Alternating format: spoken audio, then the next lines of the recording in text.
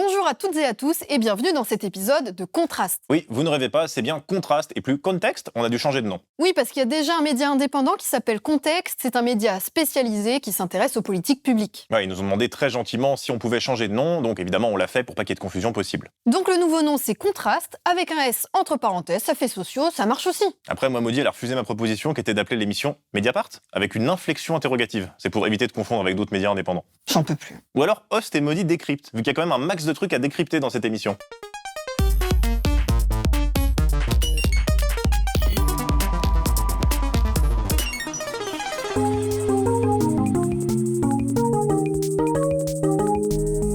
Aujourd'hui, on a voulu vous parler d'un concept très en vogue, c'est l'illibéralisme. Ça serait l'idée qu'il y aurait des démocraties illibérales en opposition aux démocraties libérales. Macron lui-même a employé plusieurs fois ce terme, notamment en 2021, pour parler de la Hongrie et de l'ancien gouvernement polonais. C'est un problème plus profond. Il y a une montée d'illibéralisme dans des sociétés qui se sont battues contre le communisme, qui en sont sorties, qui ont ensuite rejoint l'économie libérale, puis l'Union européenne, et qui aujourd'hui sont en train d'être attirées par des modèles de société, des modèles politiques qui sont contraires à nos valeurs. Bon, Macron il en parle pour dénoncer ce qui se passe dans d'autres pays, mais ce terme d'illibéralisme, il a aussi été utilisé pour dénoncer ce qui se passe en France. Oui, notamment ces 2 dernières années pour dénoncer l'utilisation massive du 49.3. Oui, pendant la réforme des retraites par exemple. Aussi.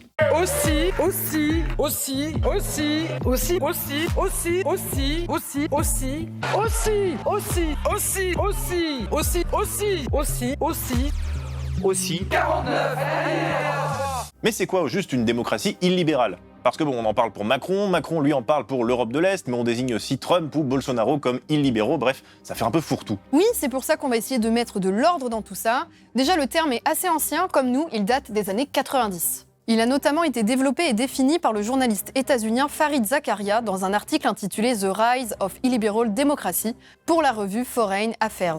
Alors il faut se remettre dans le contexte, en 96, l'URSS était tombée il y a pas si longtemps et Danny Briand était à son prime. Et tout allait tellement bien, le libéralisme était tellement victorieux que quelques années avant, en 92, un autre Américain, Francis Fukuyama, avait théorisé la fin de l'histoire dans un livre devenu célèbre, La fin de l'histoire et le dernier homme. Francis Fukuyama a considéré que le XXe siècle, qui avait été très mouvementé en termes de guerre, finissait sur une note très positive puisqu'on avait vaincu la totalité des totalitarismes, le fascisme, le communisme, le stalinisme, le nazisme, et que donc dorénavant, il n'y allait plus avoir d'ennemis. En fait, il annonçait la venue d'un monde nouveau dans lequel les seules compétitions latentes seraient des compétitions économiques, ça annonçait le concept de mondialisation, et dans lequel en réalité on aurait une prospérité qui pourrait se mettre en place dans les différents pays du monde, avoir une logique d'entraînement et que les seules rivalités potentielles seraient des rivalités économiques. Oui, en gros, le capitalisme c'est trop bien, le communisme c'est de la merde, c'est bon, on a gagné, il n'y a plus de guerre, merci, bonsoir, au revoir monsieur, dame. Bon, autant vous dire qu'il s'est un peu trompé.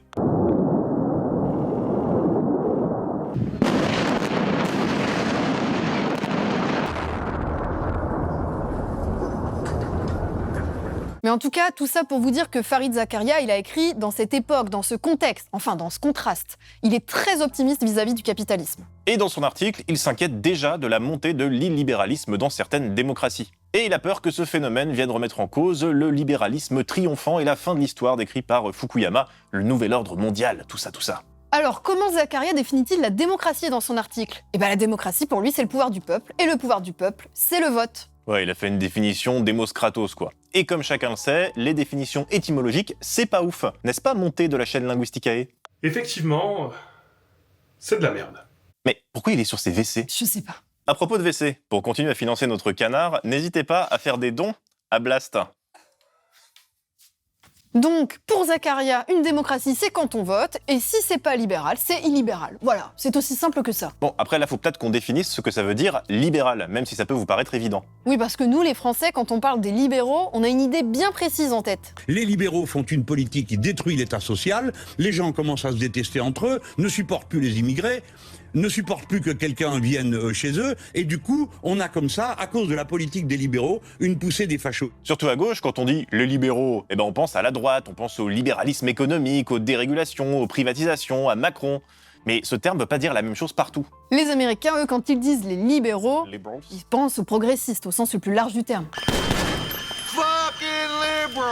Mais quand on dit démocratie libérale, on ne fait référence à aucune de ces deux définitions, ou plutôt à un peu de ces deux définitions. En fait, on parle ici de libéralisme politique. Dans son texte, Zaccaria le définit de la manière suivante. Un système politique qui n'est pas caractérisé uniquement par des élections libres et justes, mais aussi par l'état de droit, une séparation des pouvoirs et la protection des libertés de base, d'expression, de réunion, de religion et de propriété. Le libéralisme politique, c'est une idée ancienne en Occident. Par exemple, la Révolution française en est le produit. Oui, il y a des éléments de la définition de Zaccaria qu'on peut retrouver dans la Déclaration des droits de l'homme de 1789. Prenez son article 2 par exemple. Le but de toute association politique est la conservation des droits naturels et imprescriptibles de l'homme.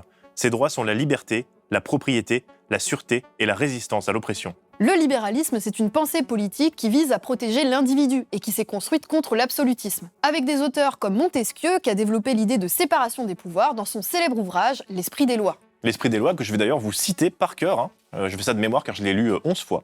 Alors, lorsque dans la même personne, la puissance législatrice est réunie à la puissance exécutrice, il n'y a point de liberté.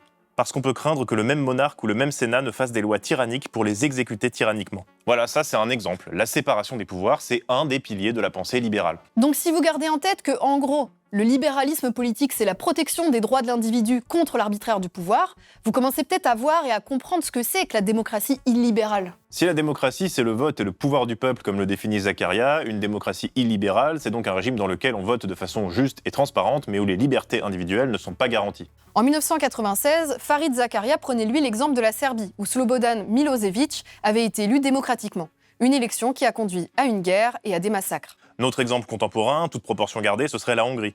D'ailleurs, Orban se réclame lui-même de l'illibéralisme. Le nouveau Premier ministre revendique l'exercice d'une démocratie illibérale, concept qu'il emprunte au politologue américain Farid Zaccaria. Ilyen értelemben tehát az az új állam, amit Magyarországon építünk, az illiberális állam, nem liberális állam. Et on pourrait encore multiplier les exemples de régimes qui, ouvertement ou non, s'appuient sur cet illibéralisme, parce que, comme dirait Orban, plus on est de fous, plus on grille. Non mais là je pense que je vais y aller. J'ai mon train en plus, dans longtemps, mais je pense que je vais y aller quand même. Donc là, on a des dirigeants politiques qui se réapproprient l'illibéralisme de façon positive. Mais c'est trop bizarre, mais comment c'est possible? Normalement, c'est mieux les libertés individuelles. Le discours que les dirigeants illibéraux vont tenir, c'est qu'en fait, les contre-pouvoirs qui existent en démocratie, donc qui vous garantissent vos libertés et vos droits, en réalité, ils font obstacle à la volonté du peuple réel et véritable. Écoutez ce qu'en dit le philosophe Michael Fossel sur France Culture. Alors de ce point de vue-là, je pense que ce qu'Orban veut dire, c'est que le libéralisme, l'état de droit, en réalité, est battu désormais par ce qu'on appellerait aujourd'hui des mouvements populistes, c'est-à-dire qui passe par-dessus toutes les médiations juridiques, passe par-dessus la société civile pour s'adresser directement, le dirigeant s'adresse directement au peuple. Oui, parce que les contre-pouvoirs sont un élément essentiel de la pensée libérale. En France, les contre-pouvoirs, c'est par exemple le Conseil constitutionnel qui censure une loi pourtant votée par l'Assemblée, ou au niveau européen, la CEDH qui fait condamner la France quand elle ne respecte pas les droits des gardés à vue. Tout ça, ça fait partie de ce qu'on appelle l'état de droit. Les élus, ils n'ont pas tous les pouvoirs, même si ce sont des représentants du peuple. Enfin, sur le papier. En fait, l'état de droit, ça veut dire qu'il y a des règles de droit qui limitent l'action de l'État et que normalement, l'État, il doit les respecter. L'état de droit, c'est tout simplement le respect des normes par ceux-là même qui les mettent en exergue et qui les avancent, en fait. L'état de droit, c'est ça, c'est-à-dire permettre à chaque fois d'agir dans le cadre de la loi, voilà, dans un cadre légal. Dire oh là là, l'état de droit c'est relou, il faudrait que le peuple puisse faire ce qu'il veut quand il veut, c'est ce que disent les tenants de la démocratie illibérale. Et quand ils disent le peuple, c'est en fait leur électorat. La démocratie illibérale, c'est en fait l'avènement de la tyrannie de la majorité. À savoir que la majorité plus 1 peut imposer son état de droit à la minorité. Or, l'état de droit, c'est précisément le respect d'un certain nombre de règles qui permettent aux minorités de vivre dans un ensemble où elles sont minoritaires. Peut-être que ça vous rappelle les déclarations d'un certain ministre de l'Intérieur crypto-fasciste. L'état de droit, ça n'est pas intangible, ni sacré. Des propos polémiques et cet après-midi, un recadrage public en plein discours de politique générale. La fermeté de la politique pénale que les Français demandent est indissociable du respect de l'état de droit. Mais ce que dit Retailleau, c'est pas comme Benjamin Pavard, ça sort pas de nulle part. La droite s'en prend très souvent à ce principe de l'état de droit. C'était notamment arrivé après la censure de plusieurs mesures de la loi immigration par le Conseil constitutionnel en janvier dernier. Le Conseil constitutionnel a jugé que 32 d'entre elles sur 86 étaient sans lien suffisant avec le texte. Exit par exemple la mesure qui prévoyait de durcir l'accès aux prestations sociales en empêchant aux étrangers d'accéder à certaines aides comme les APL ou les allocations familiales avant d'avoir passé un certain temps sur le sol français. À ce moment, Bellamy parlait de coup d'état institutionnel, Bardella de coup de force du juge. Et surprise, il y avait déjà Retailleau qui parlait de prise d'otage institutionnelle. Il y avait Ciotti aussi qui disait des dingueries au téléphone sur BFM. Il mettait même en cause le président du Conseil constitutionnel, Laurent Fabius. C'est surtout un hold-up démocratique qui prive le peuple français de sa souveraineté. La collusion entre M. Macron et M. Fabius est très grave. Mais celui qui était allé le plus loin, c'est l'organisateur de dîner, là, Laurent Wauquiez. Écoutez bien ce qu'il a dit. Nouvelle illustration du coup d'état de droit. Le Conseil constitutionnel invente un droit des étrangers à bénéficier de la solidarité nationale sans limitation possible. Ce n'est que par une révision constitutionnelle que nous sortirons de l'impuissance et retrouverons le pouvoir d'agir. Ces attaques contre l'état de droit, elles concernent le Conseil constitutionnel, mais plus largement la justice et même parfois les droits de l'homme. Souvent, la droite appelle à ne plus respecter l'état de droit quand il s'agit de légiférer sur des thèmes qu'ils adorent, comme l'immigration ou le terrorisme. C'est ce qu'explique le juriste spécialiste de l'état de droit, Jacques Chevalier. La raison sécuritaire pousserait à s'affranchir dans certains contextes du respect de l'état de droit dans un souci d'efficacité. L'idée qu'il est nécessaire, dans certaines circonstances exceptionnelles, de permettre aux gouvernants de s'émanciper du cadre juridique normal qui est au cœur de la théorie de l'état d'exception trouve ainsi une nouvelle actualité. Et ce discours sur l'état de droit comme obstacle à la volonté populaire, c'est profondément illibéral. C'est pour ça que certains parlent de la France comme d'un pays illibéral. La star de la fête de l'UMA, le chouchou des gauchistes, le disait encore cette année. Mine de rien, nous sommes en train d'évoluer de la démocratie libérale à la démocratie illibérale, qui est celle pratiquée par quelqu'un comme Viktor Orban. Vous pensez qu'on y est? Non, mais je pense que nous sommes dans cette dérive-là. Vous pensez qu'on est en train de basculer vers une démocratie illibérale? Vous citez les Républicains, il y a chez les Républicains un certain nombre de grands admirateurs de Viktor Orban. Je pense que les digues sont en train de sauter. Alors, petit récapitulatif. On vous a déjà parlé de la démocratie libérale. C'est un système dans lequel les gens votent de façon juste et transparente pour élire des représentants. Dans ce système, les libertés individuelles sont garanties face à l'arbitraire de l'État. Bon, là, on est dans la théorie. Et on vous a expliqué que la démocratie illibérale, c'est une forme de régime dans lequel il y a certes des élections, mais où les libertés ne sont plus garanties. Dans ces régimes, la légitimité des représentants du peuple prime sur les contre-pouvoirs. Et là se pose la question, est-ce qu'en France, on est dans une démocratie illibérale? Alors ça provoque des débats. Par exemple, sur Blast, le philosophe Étienne Balibar expliquait que selon lui, plutôt non. C'est-à-dire que nous ne vivons pas dans le totalitarisme, nous ne vivons pas dans un état de surveillance électronique quotidienne, pas encore en tout cas, de déplacement des citoyens dans la vie. Nous vivons dans un état où les partis politiques sont en déshérence et dans une certaine mesure en décomposition, mais nous ne vivons pas dans un système de partis uniques, etc., etc. Alors oui, d'accord, on n'est pas dans le totalitarisme, mais on pourrait se dire que l'illibéralisme, c'est un régime hybride entre la démocratie et la dictature. Mais en fait, c'est un peu plus compliqué que ça. En réalité, dans le vrai monde, il n'y a pas de catégorie très délimitée de ce qu'est une démocratie ou non, de ce qu'est un régime autoritaire ou non, ou de ce qui est autre chose ou pas. Les politistes, les sociologues, ils ont essayé de faire ça, un tableau de ce qu'est une démocratie ou non. Mais en vrai, c'est pas évident. Il existe même des indices de démocratie, comme Vie économiste qui sort régulièrement un classement des pays les plus démocratiques avec un score de démocratie qui évolue d'une année à l'autre avec des catégories. Démocratie à part entière, démocratie imparfaite, régime hybride, régime autoritaire. Mais c'est impossible de faire un modèle parfait qui répondrait à tous les critères. Il faut pas voir ces catégories comme des trucs figés, mais plutôt comme un continuum.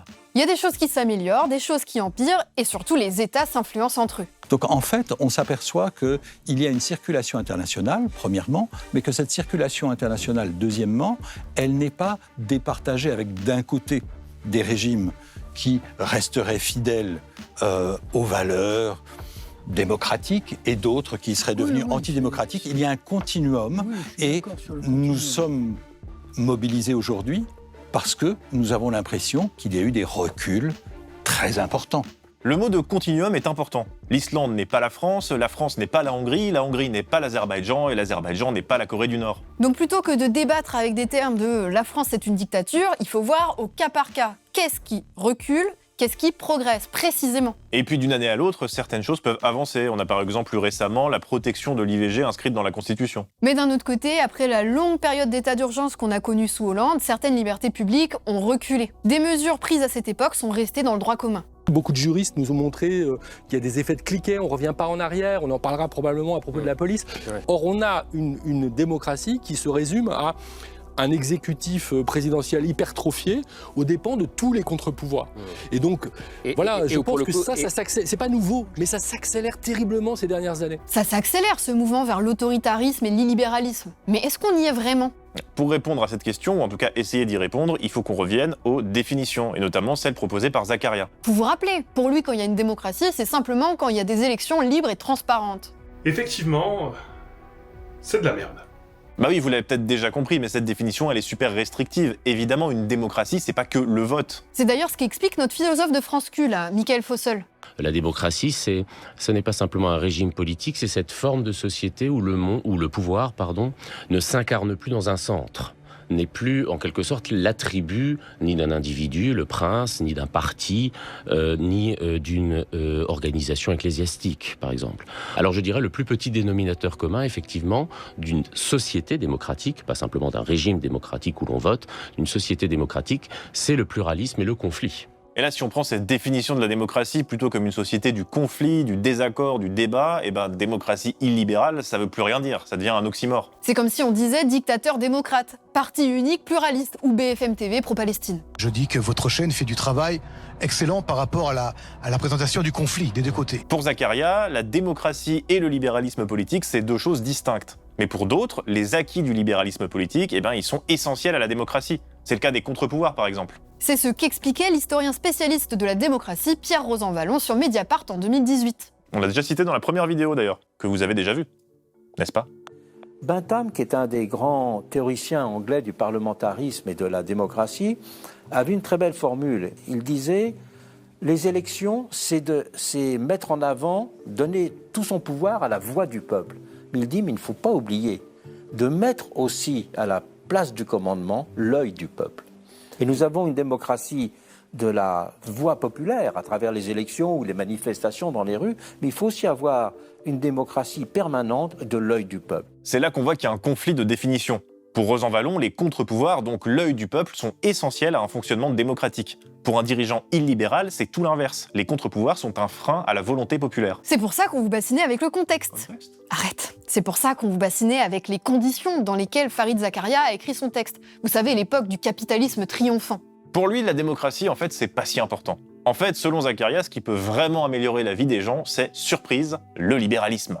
Les marchés et l'éthique peuvent marcher ensemble. Même la Chine, qui reste un régime profondément répressif, a donné à ses citoyens plus d'autonomie et de liberté économique qu'ils n'en ont eu depuis des générations. Mais le libéralisme sans la démocratie, en fait, c'est juste le libéralisme économique. Et l'idée de Zakaria, c'est qu'après le libéralisme économique viendront les autres droits. Bon, il suffit de regarder la Chine ou Hong Kong aujourd'hui pour se rendre compte que ça marche pas trop cette théorie. Mais bon, c'était les années 90. C'était la mode à l'époque. Le terme démocratie libérale, il a été développé à cette époque, dans ce contexte, avec des théories politiques qui sont avérées fausses très rapidement. Alors là, on critique l'idée de démocratie illibérale selon la définition de Zakaria, parce que ça a été lui le premier à vraiment définir le mot.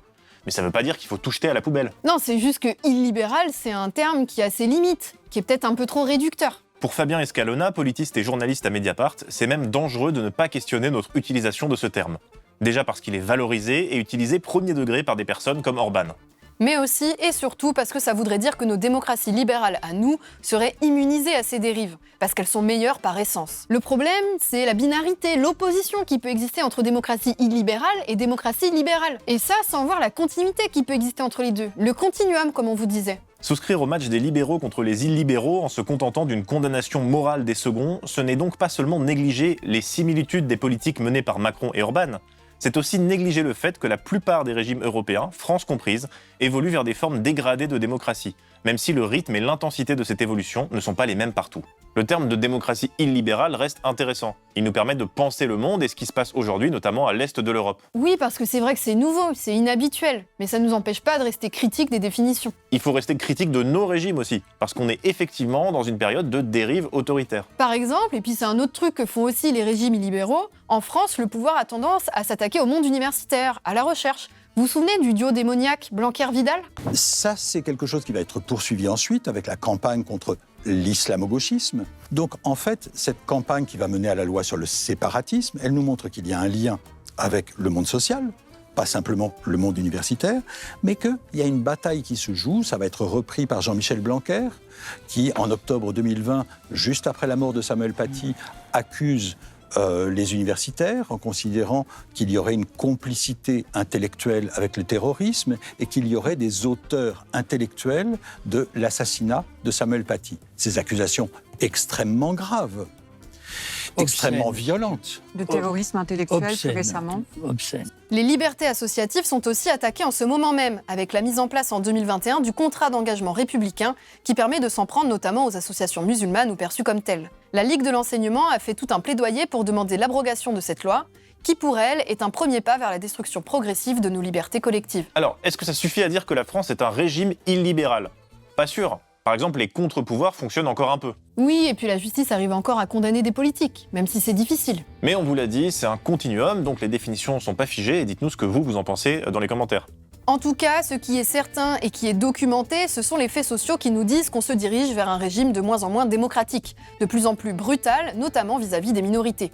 C'est ce que raconte le film de Joseph Paris, Le Repli, qui sort là, le 30 octobre. 6 mois plus tard et plus de 3500 perquisitions au compteur, moins d'1% d'entre elles se révéleront liées à des faits de terrorisme. Ce qui aura donc valu à des milliers de familles simplement perçues comme musulmanes d'être visées par des descentes de police arbitraires. Bon alors revenons un peu sur ce qu'on vous a dit dans cette vidéo. On a essayé de vous définir ce que c'était qu'une démocratie illibérale. Au moment de la création du concept par le journaliste américain Fareed Zakaria en 1996, il s'agissait de désigner des États avec des élections libres et transparentes, mais sans libéralisme politique. Le libéralisme politique étant caractérisé notamment par l'état de droit et le respect des libertés individuelles. Et cette définition de l'illibéralisme, elle a été développée dans un contexte bien particulier, celui des années 90. Sur votre Minitel, il y a forcément le service qui peut vous rendre service.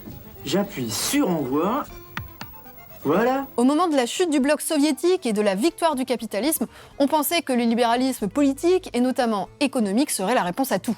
Mais on vous a expliqué que la définition de la démocratie et du libéralisme pouvait s'entrecroiser et que Zakaria avait une vision beaucoup trop restrictive de la démocratie. Oui, la démocratie, c'est aussi les contre-pouvoirs, les manifestations, le monde associatif. Mais ces aspects-là de la démocratie sont aujourd'hui en danger et il semble effectivement y avoir l'émergence un peu partout dans le monde de régimes d'un genre nouveau. Et parler de démocratie illibérale, ça permet de désigner cette zone grise, c'est-à-dire des régimes qui ne sont pas pleinement démocratiques, mais qui ont des caractéristiques de la démocratie. Des régimes avec des élections, avec plusieurs partis, mais des régimes qui misent aussi sur une grande concentration des pouvoirs économiques et médiatiques autour des sphères du pouvoir. Mais c'est surtout des régimes qui ignorent, voire qui suppriment les contre-pouvoirs. Un exemple, c'est l'extrême droite polonaise qui, arrivée au pouvoir, s'en est pris au système judiciaire. En juillet, le Sénat y a approuvé des réformes accroissant le contrôle de l'exécutif sur le pouvoir judiciaire. En sciences, mais en sciences sociales en particulier, les définitions des termes sont sujets à débat, à discussion, ou parfois même ont des définitions opposées. Il y a eu une grosse discussion, un gros débat sur le terme populisme par exemple. Mais créer ces termes-là, ces cases, c'est pas inutile. Ce sont des outils pour penser le monde. Mais on peut rester critique de ces outils. Le monde social est complexe, rien n'est figé, mais pour le comprendre, on est obligé de faire des cases, des catégories. Même si elles sont imparfaites, il faut essayer de nommer les choses. Et c'est ce qu'on essaye de faire dans cette émission. Mais ce qu'on vous propose aujourd'hui comme définition, c'est de dire que la démocratie illibérale, c'est un régime multipartite qui organise des élections, mais qui attaque ou ignore l'état de droit et qui s'en prend aux libertés individuelles comme collectives. Et ces régimes justifient ces actions par une volonté populaire qui serait limitée par des contre-pouvoirs. Évidemment, cette volonté populaire, c'est en fait leur électorat. Encore une fois, c'est une définition. Elle est critiquable, elle peut évoluer. Mais on espère qu'elle aidera à comprendre un petit peu mieux le monde politique contemporain. Merci à toutes et à tous d'avoir regardé cette vidéo. N'hésitez pas à soutenir Blast. On se retrouve bientôt dans de nouveaux locaux. Et puis surtout, il y a de nouveaux programmes. Ouais, donc il faut financer tout ça. On fait une grande campagne là pour continuer à produire du contenu de qualité. Il y a plein de choses très cool qui arrivent dans les mois qui viennent, donc n'hésitez pas à soutenir Blast. Aujourd'hui, on a voulu vous parler d'un contexte. Putain, mais c'est... Oui, c'est pour ça qu'on va essayer de Merde. Dans ce contexte. Oh, putain, mais c'est pour ça. Enfin, dans ce contraste. Il est très... Là, c'est sûr, les gens vont donner, là. Les gens vont reprendre leur argent.